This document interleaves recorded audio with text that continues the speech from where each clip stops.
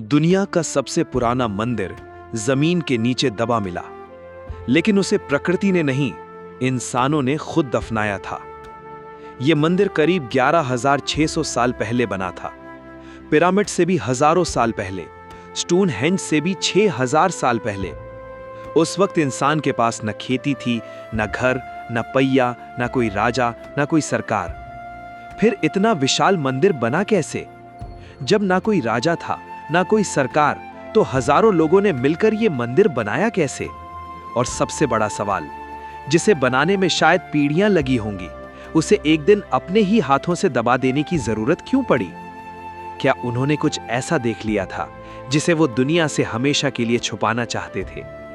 आज हम जानेंगे गोबेकली टेप्पे की पूरी कहानी, दुनिया के सबसे पुराने मंदिर की, जिसने पूरी ह्यूमन हिस्ट्री की कहानी पर ही सवाल खड़े कर दिए। हमेशा से हमें सिखाया गया एक सिंपल सी थ्योरी, पहले इंसान ने खेती सीखी, फिर गांव बनाए, फिर गांव शहर बने, और जब लोगों के पास वक्त और रिसोर्सेज बचे, तब जाकर उन्होंने टेम्पल और रिलीजन बनाए। मतलब पहले रोटी, फिर भगवान। यही थ्योरी 100 साल से आर्कियोलॉजी में पढ़ाई जाती थी। हर किताब, हर क्लासरूम, हर म्यूजियम इसी क्रम को सच मानता था। लेकिन गोबेकली टेप्पे ने इस पूरी थ्योरी को एक झटके में तोड़ दिया, क्योंकि जब साइंटिस्ट्स ने यहाँ की मिट्टी और पत्थरों की रेडियो कार्बन डेटिंग की, रिजल्ट कुछ और ही निकला। ये टेम्पल 9600 ईसा पूर्व के आसपास बनाया गया था, मतलब आज से लगभग 11,600 साल पहले। और उस वक्त तक इंसान ने खेती शुरू भी नहीं की थी। कोई गांव नहीं था, कोई परमानेंट घर नहीं था। लोग सिर्फ शिकार करके और जंगल से खाना इकट्ठा करके जीते थे। तो फिर ये सवाल खड़ा होता है, अगर इन लोगों के पास न गांव था, न सरकार, न कोई ऑर्गेनाइजेशन, तो उन्होंने इतनी बड़ी, इतनी प्लान्ड, इतनी टेक्निकल बिल्डिंग कैसे बनाई? क्या हमारी पूरी समझ उल्टी थी? क्या रिलीजन पहले आया और सिविलाइजेशन उसके बाद? ये एक छोटा सा सवाल नहीं था, ये इंसान की पूरी हिस्ट्री की नींव हिलाने वाला सवाल था। अब जरा उस जगह की कल्पना कीजिए जो क्लाउस श्मिट को मिली। जमीन के नीचे गोल शेप में खड़े थे विशालकाय टी आकार के पिलर्स, कुछ 5 मीटर तक लंबे, कुछ का वजन 10 टन से भी ज्यादा। और ये सिर्फ खाली पत्थर नहीं थे, हर पिलर पर नक्काशी थी, बिच्छू, लोमड़ी, गिद्ध, जंगली सुअर, सांप। कुछ पिलर्स पर इंसान जैसे हाथ और बाजू भी उकेरे गए थे, जैसे वो पत्थर खुद किसी इंसान या किसी देवता का शरीर हो। ये डिजाइन इतना प्रिसाइज था कि आज के इंजीनियर्स भी हैरान रह गए। सोचिए, बिना मेटल टूल्स के, बिना पहिए के, बिना किसी बड़े ऑर्गेनाइज्ड लेबर सिस्टम के, इन लोगों ने इतने बड़े पत्थर काटे, उन्हें किलोमीटरों दूर से यहां तक लाए और परफेक्टली खड़ा किया। कुछ पत्थरों का वजन इतना ज्यादा था कि उन्हें उठाने के लिए सैकड़ों लोगों की जरूरत पड़ी होगी, और ये सैकड़ों लोग किसी न किसी वजह से एक साथ काम करने को राजी हुए, बिना पैसे के, बिना किसी राजा के हुक्म के। ये सिर्फ एक बिल्डिंग नहीं थी, ये एक स्टेटमेंट थी, एक मैसेज जो शायद ये कह रहा था, हम यहां थे और हमने कुछ बड़ा बनाया। लेकिन सबसे अजीब बात अभी बाकी थी। जब आर्कियोलॉजिस्ट ने इन नक्काशियों को ध्यान से देखा, एक पैटर्न नजर आया। ज्यादातर जानवर जो यहां उकेरे गए, बिच्छू, सांप, गिद्ध, ये सब या तो खतरनाक थे या मौत से जुड़े हुए माने जाते थे। कुछ रिसर्चर्स का मानना है कि ये सिर्फ डेकोरेशन नहीं थी, ये सिंबल्स थे, शायद किसी कहानी के, शायद किसी बिलीफ सिस्टम के जो उन लोगों के दिमाग में था, लेकिन जिसे हमने आज तक डिकोड नहीं किया। एक पिलर पर तो एक गिद्ध दिखाया गया है जिसके पास एक गोल ऑब्जेक्ट है। कुछ स्कॉलर्स सोचते हैं ये इंसान का सर हो सकता है। क्या ये किसी तरह का डेथ रिचुअल दिखाता है? क्या ये उनका तरीका था अपने मृत लोगों को याद करने का, या उनकी आत्मा को अगली दुनिया में भेजने का? एक और पिलर पर एक इंसान जैसा फिगर बिना सर के दिखाया गया है, जिसके हाथ में कुछ पकड़ा हुआ लगता है। कुछ रिसर्चर्स इसे किसी कुर्बानी की रस्म से जोड़ते हैं, कुछ इसे सिर्फ एक सिंबॉलिक कहानी मानते हैं जिसका सही मतलब अभी भी अनजान है। यहां यह साफ करना जरूरी है, यह सिर्फ एक इंटरप्रिटेशन है, एस्टैब्लिश्ड फैक्ट नहीं।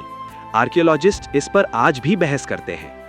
लेकिन एक चीज कंफर्म है, ये नक्काशियां रैंडम नहीं थी, इनके पीछे कोई गहरा मतलब था, और जो लोग इन्हें बना रहे थे उनके पास एक शेयर्ड लैंग्वेज थी, सिंबल्स की भाषा, जिसे पूरा ग्रुप समझता था।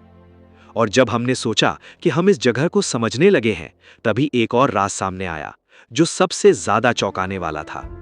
गोबेकली टेपे हजारों सालों तक जमीन के नीचे क्यों छुपा रहा? जवाब हैरान कर देगा। यह टेंपल कुदरती तौर पर मिट्टी में नहीं दब गया था, इसे जानबूझकर दफनाया गया था। एक्सकेवेशन से पता चला कि किसी वक्त इन लोगों ने खुद अपने हाथों से इस पूरी साइट को मिट्टी, पत्थर और मलबे से भर दिया। हर पिलर, हर नक्काशी, सब कुछ दफन दिया गया। सोचिए जरा, इतनी मेहनत से बनाई गई जगह, जिसे बनाने में पुश्तें लगी होंगी, उसे एक दिन पूरी तरह से दफना देना। ये कोई एक्सीडेंट नहीं था, ये एक जानबूझकर लिया गया फैसला था। और ये सिर्फ एक बार नहीं हुआ, ऐसा लगता है कि सैकड़ों सालों में बार बार पुराने स्ट्रक्चर्स को दफनाकर उनके ऊपर नए स्ट्रक्चर्स बनाए गए। तो सवाल ये है, क्यों? क्या उन्होंने सोचा कि इस जगह का काम पूरा हो गया? क्या ये एक रिचुअल था, जैसे एक अध्याय को बंद करना? क्या किसी तबाही या डर की वजह से उन्होंने इसे छुपाया? सच ये है, किसी को पूरा पता नहीं, लेकिन इसी वजह से ये साइट इतनी सुरक्षित रही। अगर इसे दबाया नहीं गया होता तो 11,000 साल के मौसम, बारिश और इंसान के हाथों ने इसे कब का मिटा दिया होता।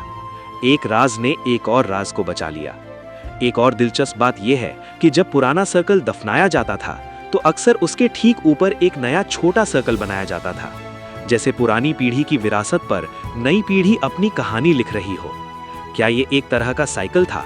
पुराना अध्याय बंद करो, नया अध्याय शुरू करो और ये सिलसिला पीढ़ी दर पीढ़ी चलता रहे। अगर ऐसा है तो गोबेकली टेपे सिर्फ एक टेंपल नहीं था, ये एक जिंदा, बदलती हुई परंपरा थी जो सैकड़ों सालों तक चलती रही। अब तक का सफर क्लियर था। शिकारी लोग, एक विशालकाय टेंपल, अजीब नक्काशियां और जानबूझकर दफनाया जाना। लेकिन एक सवाल है जो सबसे ज्यादा उलझाता है हिस्टोरियंस को। अगर ये लोग परमानेंट गांव में नहीं रहते थे, अगर इनके पास ना खेती थी, ना स्टोर्ड फूड, ना कोई सेंट्रल अथॉरिटी, तो इतने सारे लोग एक जगह इकट्ठा कैसे हुए इतने साल तक, सिर्फ एक टेंपल बनाने के लिए? किसी को उन्हें ऑर्गेनाइज करना पड़ा होगा, खाना देना पड़ा होगा, काम बांटना पड़ा होगा, और ये सब तब जब सिविलाइजेशन जैसी कोई चीज एग्जिस्ट ही नहीं करती थी। एक थ्योरी कहती है शायद यही टेंपल ही वो वजह थी जिसने इंसानों को पहली बार एक जगह इकट्ठा किया, और इकट्ठा होने के बाद ही उन्हें जरूरत पड़ी इतने लोगों को खिलाने की, और वही जरूरत उन्हें खेती की तरफ ले गई। एक दिलचस्प सुराग ये भी है, गोबेकली टेपे से कुछ ही दूरी पर साइंटिस्ट्स को जंगली गेहूं की सबसे पुरानी जेनेटिक जड़ें मिली हैं, वही गेहूं जिससे आगे चलकर दुनिया की पहली खेती शुरू हुई। क्या ये सिर्फ इत्तेफाक है या इस टेंपल के आसपास ही इंसान ने पहली बार अनाज उगाना सीखा? अगर ये सच है तो इसका मतलब है रिलीजन ने एग्रीकल्चर को जन्म दिया, ना कि एग्रीकल्चर ने रिलीजन को। ये इंसान की पूरी हिस्ट्री को उल्टा करने वाली बात है। लेकिन ध्यान रहे, ये एक पॉसिबल इंटरप्रिटेशन है, कोई कंफर्म्ड फैक्ट नहीं।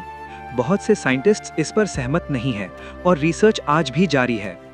फिर भी अगर ये सच निकला तो इसका मतलब होगा कि जो चीज़ हमें सबसे ज़्यादा स्पिरिचुअल और सबसे ज़्यादा इंसानी लगती है, हमारी बिलीव करने की चाहत, वही हमारी सभ्यता की सबसे पहली नींव थी। ज़रा सोचिए इस बात की गहराई।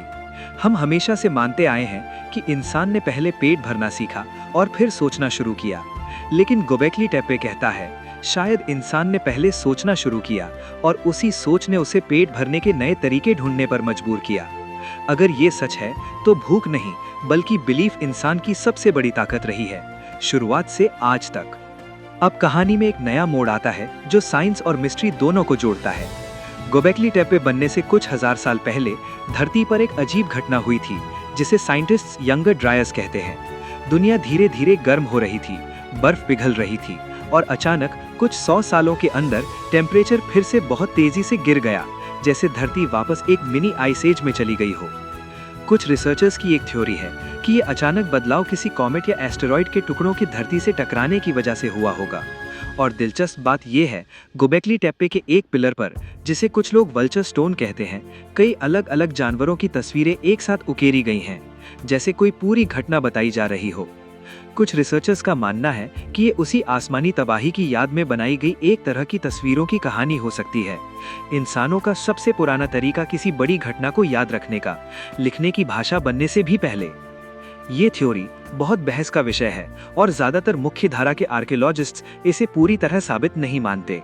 कुछ का कहना है कि जानवरों की तस्वीरें सिर्फ उस इलाके की नेचुरल लाइफ को दिखाती हैं, किसी आसमानी घटना को नहीं। फिर भी जो लोग इस थ्योरी के पक्ष में हैं, वो कहते हैं कि इतनी बड़ी तादाद में इतनी सटीकी से बनाई गई तस्वीरें सिर्फ इत्तेफाकन नहीं हो सकती। ये सवाल फिर भी दिलचस्प है।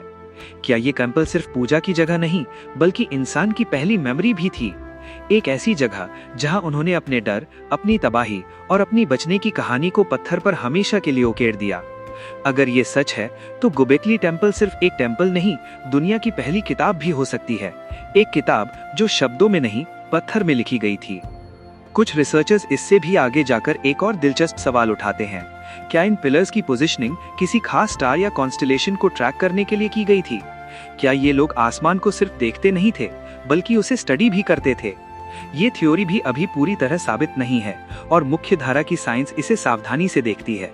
लेकिन अगर आगे चलकर ये सच निकली, तो इसका मतलब होगा इंसान ने खेती से पहले, शहर से पहले, यहाँ तक कि लिखावट से पहले आसमान को पढ़ना सीख लिया था। जैसे जैसे खुदाई आगे बढ़ी, एक और चीज सामने आई जो सबको चौंका गई। गोबेकली टेपे अकेला नहीं है। इसके आसपास के इलाके में इसी तरह के और भी स्ट्रक्चर्स मिलने लगे, जैसे कराहन टेपे, जो बताते हैं कि ये कोई आइसोलेटेड घटना नहीं थी। कराहन टेपे में तो एक ऐसा कमरा भी मिला जिसमें 11 इंसान जैसे फिगर्स एक दीवार पर उकेरे गए हैं और उनके सामने एक बड़ा सर बिना शरीर के रखा हुआ मिला, जैसे कोई सभा हो रही हो किसी अनजान रस्म के लिए। ये सब मिलाकर एक बड़े नेटवर्क का हिस्सा लगते हैं। अलग अलग ग्रोहों ने अलग अलग जगहों पर एक जैसी चीजें बनाई, जैसे कोई एक बड़ी सोच, एक बड़ी बिलीफ पूरे इलाके में फैलती जा रही हो। इसका मतलब ये है कि जो हम अब तक सोचते थे कि सिविलाइजेशन एक जगह से शुरू हुई और धीरे धीरे फैली, शायद उतना सिंपल नहीं था। शायद इंसानों के दिमाग में पहले से ही कुछ ऐसा था जो उन्हें जोड़ता था, चाहे वो कहीं भी रहते हो। और अगर ऐसा है, तो गोबेकली टेपे सिर्फ एक टेंपल नहीं है, ये इंसान की सोच की पहली झलक है। एक सवाल जो हर विजिटर के दिमाग में आता है, ये टी आकार के पिलर्स आखिर हैं क्या? शुरुआत में लगा कि ये सिर्फ आर्किटेक्चरल सपोर्ट होंगे, जैसे किसी छत को टिकाने वाले खंभे, लेकिन जल्द ही ये साफ हो गया कि इनका मकसद कुछ और था। हर सर्कल के बीचों बीच 2 सबसे बड़े पिलर्स खड़े हैं और बाकी छोटे पिलर्स उनके चारों तरफ एक घेरे में है, जैसे 2 मुख्य फिगर्स के इर्द गिर्द बाकी सब लोग इकट्ठा हों। कुछ पिलर्स पर हाथ, उंगलियां, यहाँ तक कि कमरबंद जैसी चीजें भी उकेरी गई हैं। ये डिटेल इतनी सटीक है कि ज्यादातर आर्कियोलॉजिस्ट्स अब मानते हैं ये पिलर्स सिर्फ खंबे नहीं, बल्कि किसी न किसी लूप में इंसानों, पूर्वजों या देवताओं के प्रतीक थे। क्या ये उन लोगों के पूर्वज थे जिन्हें वो पत्थर में हमेशा के लिए जिंदा रखना चाहते थे? क्या ये किसी अनदेखी ताकत के प्रतीक थे जिनसे वो डरते भी थे और जिनकी पूजा भी करते थे? आज तक इसका पक्का जवाब किसी के पास नहीं है, लेकिन एक बात तय है, जब आप इन पिलर्स के बीच खड़े होते हैं तो एक अजीब सा एहसास होता है, जैसे ये पत्थर सदियों से आपका इंतजार कर रहे हों।